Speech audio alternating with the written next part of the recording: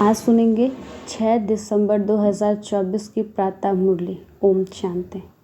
मीठे बच्चे, तुम अभी पुरुषोत्तम संगम युग पर हो। तुम्हें यहाँ रहते नई दुनिया को याद करना है और आत्मा को पावन बनाना है। आज का प्रश्न है, बाप ने तुम्हें ऐसी कौन सी समझ दी है जिससे बुद्धि का ताला खुल गया है? आज का उत्तर है, बाप ने इस बेहद अनादि ड्रामा की ऐसी समझ दी है जिससे बुद्धि पर जो गॉड रेस का ताला लगा था वह खुल गया है। पत्थर बुद्धि से पारस बुद्धि बन गए हैं। बाप ने समझ दी है कि इस ड्रामा में हर एक एक्टर का अपना अपना अनादि का पाठ है। जिसने कल्प पहले जितना पढ़ा है वह अभी भी पढ़ेंगे, पुरुषार्थ कर अपना वर्षा लेंगे। ओम शांति। रूहानी बच्चों प्रति रूहानी बाप बैठ सिखलाते हैं। जब से बाप बना है तब से ही टीचर भी है, तब से ही सतगुरु के रूप में शिक्षा दे रहे हैं। वह तो बच्चे समझते हैं, जबकि वह बाप है, टीचर है, गुरु है। छोटा बच्चा तो नहीं है ना। तो ऊंचे ते ऊंच, बड़े ते बड़ा, बाप जानते हैं यह सब मेरे बच्चे हैं। ड्रामा प्लान अनुसार पुकार भी है कि आकर हमको पावन दुनिया में ले चलो, परंतु समझते कुछ नहीं है। अभी तुम समझते हो पावन दुनिया सत्य को, पतित दुनिया कलयुग को कहते भी हैं।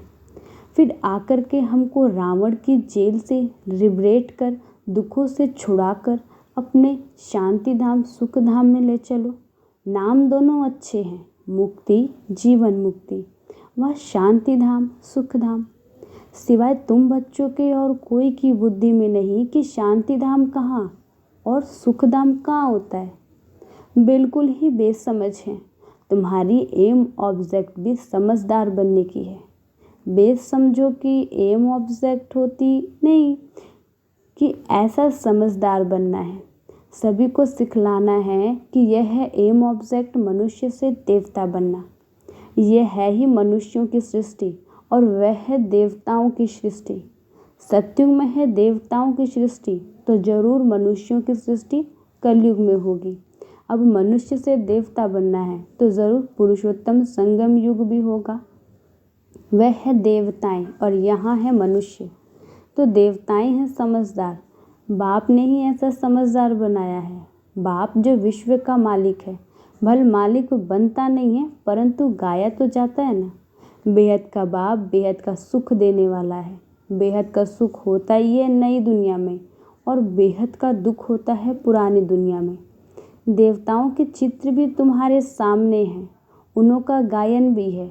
आजकल तो 5 भूतों की भी पूजते रहते हैं। अभी बाप तुमको समझाते हैं, तुम हो पुरुषोत्तम संगम युग पर। तुम्हारे में भी नंबरवार पुरुषार्थ अनुसार जानते हैं कि हमारी एक टांग स्वर्ग में और एक टांग नरक में है। रहते तो यहाँ हैं परंतु बुद्धि नई दुनिया में, और जो नई दुनिया में ले जाते हैं उनको याद करना है। बाप की याद से ही तुम पवित्र बनते हो। यहाँ शिव बाबा बैठ समझाते हैं। शिव जयंती मनाते तो ज़रूर हैं, परंतु शिव बाबा कब आया, क्या कर किया, यह किसी को भी पता नहीं है। शिवरात्रि मनाते हैं, श्री कृष्ण की जयंती मनाते हैं। वही अक्षर जो श्री कृष्ण के लिए कहते हैं वह शिव बाबा के लिए नहीं कहेंगे, इसलिए उनकी फिर रात्रि कहते हैं। शिव बाबा की इसलिए रात्रि कहते हैं। अर्थ कुछ भी समझते नहीं हैं। तो तुम बच्चों को तो अर्थ समझाया जाता है। अथाह दुख है कलयुग के अंत में, फिर अथाह सुख होता है सतयुग में। यहाँ तुम बच्चों को अभी ज्ञान मिला है। तुम आदि मध्य अंत को जानते हो। जिन्होंने कल्प पहले पढ़ा है वही अब पढ़ेंगे।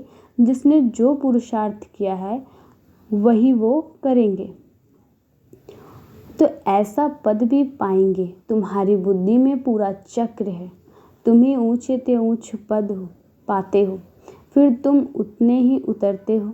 बाप ने समझाया, यह जो भी मनुष्य आत्माएं हैं, आत्माओं की माला है, सब नंबरवार आती है। हर एक एक्टर को अपना अपना पार्ट मिला हुआ है। किस समय किसको क्या पार्ट बजाना है, यह भी अनादि बना बनाया ड्रामा है जो बाप बैठ समझाते हैं। अब जो तुमको बाप समझाते हैं वह अपने भाइयों को समझाना है। तुम्हारी बुद्धि में है कि हर 5000 वर्ष के बाद बाप आकर हमको समझाते हैं, हम फिर भाइयों को समझाते हैं। भाई भाई आत्मा के संबंध में है। बाप कहते हैं इस समय तुम अपने को अशरीरी आत्मा समझो। आत्मा को ही अपने बाप को याद करना है पावन बनने के लिए। आत्मा पवित्र बनती है तो फिर शरीर भी पवित्र मिलता है। आत्मा अपवित्र तो जेवर भी अपवित्र। नंबरवार तो होते ही हैं। फीचर्स एक्टिविटी एक न मिले दूसरे से। नंबरवार सब अपना अपना पार्ट बजाते हैं, फर्क नहीं पड़ सकता। नाटक में ही वही सीन देखेंगे जो कल देखी होगी, वही रिपीट होगी ना। यह भी बेहद का और कल का ड्रामा है। कल तुमको समझाया था, तुमने रजाई ली फिर गवाई, आज फिर समझा रहे हो रजाई पाने के लिए। तो आज भारत पुराना नर्क है, कल नया स्वर्ग था।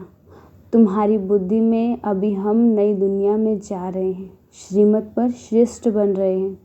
श्रेष्ठ जरूर श्रेष्ठ सृष्टि पर ही रहेंगे। तो यहाँ भी जो लक्ष्मी नारायण हैं वह हैं श्रेष्ठ, तो श्रेष्ठ स्वर्ग में रहते हैं। जो भ्रष्ट हैं वह नरक में रहते हैं। यह राज तुम अभी समझते हो। इस बेहद के ड्रामा को जब कोई अच्छी रीति समझे तब बुद्धि में बैठे। शिवरात्रि भी मनाते हैं परंतु जानते कुछ भी नहीं है। तो अब तुम बच्चों को रिफ्रेश करना है, तुम फिर औरों को रिफ्रेश करते हो। अभी तुमको ज्ञान मिला है, फिर सदगति को पालेंगे। बाप कहते हैं मैं स्वर्ग में नहीं आता हूँ, मेरा पाठ ही है पतित दुनिया को बदल पावन दुनिया बनाना। वहाँ तो तुम्हारे पास कारून का खजाना होता है, यहाँ तो कंगाल हैं। इसलिए बाप को बुलाते हैं आकर के बेहद का वर्षा दो। कल्प कल्प बेहद का वर्षा मिलता है, फिर कंगाल भी हो जाते हैं। चित्रों पर समझाओ तब समझ सकें। पहले नंबर में लक्ष्मी नारायण, फिर 84 जन्म लेते मनुष्य बन गए। यह ज्ञान अभी तुम बच्चों को मिला है। तुम जानते हो कि आज से 5000 वर्ष पहले आदि सनातन देवी देवता धर्म था, जिसको बैकुंठ, पैराडाइज, डीटी वर्ल्ड भी कहते हैं। अभी तो नहीं कहेंगे, अभी तो डेविल वर्ल्ड है। डेविल वर्ल्ड की एंड डीटी वर्ल्ड की आदि का अब है संगम। यह बातें अभी तुम समझते हो और कोई के मुख से सुन ना सको। वापी आकर इनको मुख लेते हैं, वापी आकर इनका मुख लेते हैं। मुख किसका लेंगे समझते नहीं हैं। बाप की सवारी किस पर होगी, जिससे तुम्हारी आत्मा की इस शरीर पर सवारी है ना। तो शिव बाबा को अपनी सवारी तो है नहीं, तो उनको मुख भी ज़रूर चाहिए। नहीं तो राजयोग कैसे सिखाएं, प्रेरणा से तो नहीं सिखाएंगे। तो यह सब बातें दिल में नोट, बाबा ने बोला यह सब बात दिल में नोट करनी है कि परमात्मा की भी बुद्धि में सारी नॉलेज है। तुम्हारी भी बुद्धि में यह बैठना चाहिए। यह नॉलेज बुद्धि से धारण करनी है। कहा भी जाता है कि तुम्हारी बुद्धि ठीक है ना। बुद्धि आत्मा में रहती है, आत्मा ही बुद्धि से समझ रही है। तुम्हारी पत्थर बुद्धि किसने बनाई अभी समझते हो। रावण ने हमारी बुद्धि का क्या हाल बना दिए। तो कल तुम ड्रामा को नहीं जानते थे। बुद्धि को एकदम से गॉड रेस का ताला लगा हुआ था। गॉड अक्षर तो आता है ना। बाप जो बुद्धि देते हैं वह बदल कर पत्थर बुद्धि हो जाती है। फिर बाप आकर ताला खोलते हैं।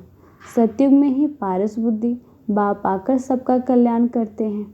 तो नंबरवार सबकी बुद्धि की ताला खुलती है। फिर एक दो के पीछे आते रहते हैं। ऊपर में तो कोई रह ना सके, पतित वहाँ रह ना सके। बाप पावन बनाकर पावन दुनिया में ले जाते हैं। वहाँ सब पावन आत्माएं रहती हैं। निराकारी सृष्टि है। तुम बच्चों को अभी सब मालूम पड़ा है, इसलिए अपना घर भी जैसे बहुत नज़दीक दिखाई पड़ता है। तुम्हारा घर से बहुत प्यार है। तुम्हारे जैसा प्यार तो कोई का है ही नहीं। तुम्हारे में भी नंबरवार हैं, जिनका बाप के साथ लव है, उनका घर से भी लव है। मुरब्बी बच्चे होते हैं ना, तुम समझते हो यहाँ जो अच्छी रीति पुरुषार्थ कर मुरब्बी बच्चा बनेंगे वही ऊंच पद पाएंगे। छोटे अथवा बड़े शरीर के ऊपर नहीं, ज्ञान और योग में जो मस्त हैं वही बड़े हैं। कई छोटे छोटे बच्चे भी ज्ञान योग में तीखे हैं तो बड़ों को पढ़ाते हैं, नहीं तो कायदा है कि बड़े छोटों को पढ़ाते हैं। आजकल तो मिड गेट भी हो जाते हैं। यूं तो सब आत्माएं मिड गेट हैं, लेकिन आत्मा बिंदी है, उनका क्या वजन करें, सितारा है। मनुष्य लोग सितारा नाम से ऊपर में देखेंगे। तुम सितारा नाम सुन अपने को देखते हो। धरती के सितारे तुम हो, वह है आसमान के जो जड़ है, तुम चैतन्य हो। तो उनमें तो फेर बदल कुछ नहीं होता। तुम तो 84 जन्म लेते हो, कितना बड़ा पार्ट बजाते हो। पार्ट बजाते बजाते चमक जो है वह डल हो जाती है, बैटरी डिस्चार्ज हो जाती है। फिर बाप आकर भिन्न भिन्न प्रकार से समझाते हैं, क्योंकि तुम्हारी आत्मा उझाई हुई है। ताकत जो भरी थी वह खल्लास हो गई है, तो अब फिर बाप द्वारा ताकत भरते हो। तुम अपनी बैटरी चार्ज कर रहे हो। इसमें माया बहुत विघ्न डालती है, बैटरी चार्ज नहीं करने देती। तो तुम चैतन्य बैटरियाँ हो। जानते हो बाप के साथ योग लगाने से हम सत्व प्रधान बनेंगे। अभी सत्व प्रधान बने हैं तो उस हद की पढ़ाई से इस बेहद की पढ़ाई में बहुत फ़र्क है। कैसे नंबरवार सब आत्माएं ऊपर जाती हैं, फिर अपने समय पर पाठ बजाने आना है। सबको अपना अविनाशी पाठ मिला हुआ है। तुमने यह 84 का पार्ट कितनी बार बजाया होगा, तुम्हारी बैटरी कितनी बार चार्ज और डिस्चार्ज हुई है। जब जानते हो कि हमारी बैटरी डिस्चार्ज है, फिर चार्ज करने में देरी क्यों करनी चाहिए। परंतु माया बैटरी चार्ज करने नहीं देती है। माया बैटरी चार्ज करना तुमको भुला देती है, घड़ी घड़ी बैटरी डिस्चार्ज करा देती है। कोशिश करते हो बाप को याद करने की, परंतु माया कर नहीं सकती। तो तुम्हारे में भी जो बैटरी चार्ज है वह सत्व प्रधान तक नज़दीक आते हैं, उनमें भी कभी कभी माया गफलत कराए बैटरी को डिस्चार्ज कर देती है। तो यह भी पिछाड़ी तक होता रहेगा, यह भी पिछाड़ी तक होता रहेगा।